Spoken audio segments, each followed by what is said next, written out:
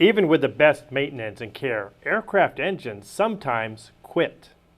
Nobody ever wants to have an engine fail, but engines can and do lose power for a variety of reasons.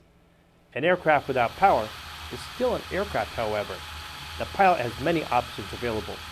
During this lesson, you'll learn to effectively use the critical first moments after engine failure to maximize your options. You'll learn to maintain aircraft control while performing an emergency checklist. You'll learn to judge your aircraft's gliding distance, and if necessary, how to make an off-airport landing into an emergency landing area. You should always have a place to land in case of an emergency. Locate that emergency landing place and then use a spiral to descend to a point where you can make a safe landing.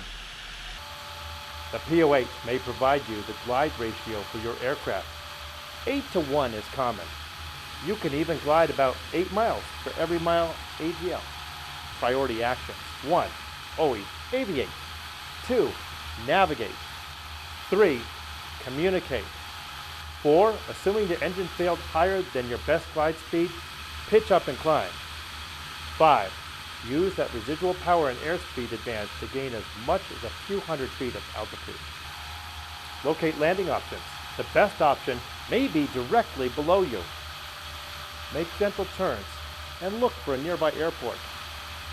Use a GPS and select the nearest button, NRST, to find the closest airport. Plowed fields are suitable because they have a somewhat even surface. Land with the furrows. Planted fields are also good. Plants help slow the landing. They slow the landing aircraft and cushion the contact. They're also proof that a farmer has been through the field first. Roads look like a good choice, but roads have power lines and traffic.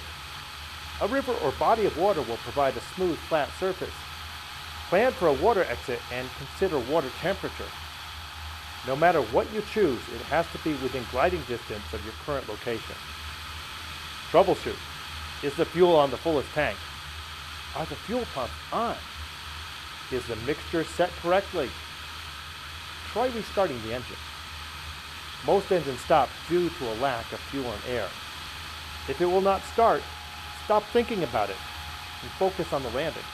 Communicate. Contact ATC, the tower or flight service if you can reach them. Broadcast your emergency intentions and locations on the common 121.5 emergency frequency and squawk 7700 on your transponder. Transmit your general location, heading, intentions, and your altitude. Communicate. Make a proper emergency. Call Mayday, Mayday, Mayday. State as much information as you can to help others find you.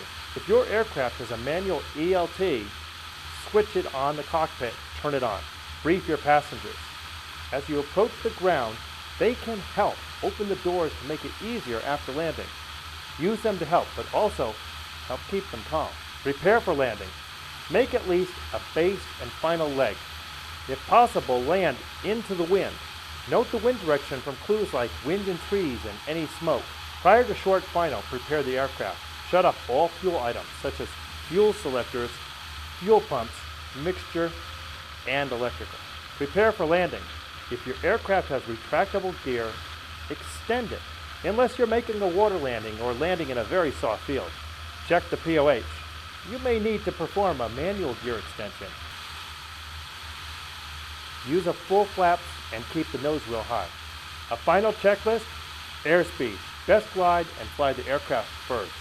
Best field, locate and head to it immediately. Restart, keep trying as long as you can. Water landing, brief passengers and have them help. Communications, use your radios including transponder and ELT. Ask for help. Fuel and fire, reduce the possibility by turning off fuel and electrical power. Practice with an instructor. During practice with an operating engine, plan to recover with a go-around before 500 feet AGL. If it's an approved landing site, you can descend lower. Begin about 3,000 feet AGL or higher, so you can complete all the tasks without rushing. It helps to begin over a non-powered airport runway until you are sure your reactions are correct. As your skills improve, you can move further afield to off-site locations and lower altitudes. To recover, apply full power for go-around. Set flaps to the first notch used for takeoff on short or soft field. Raise the gear and retract any remaining flaps and establish VX for your best angle of climb until you're at a safe altitude.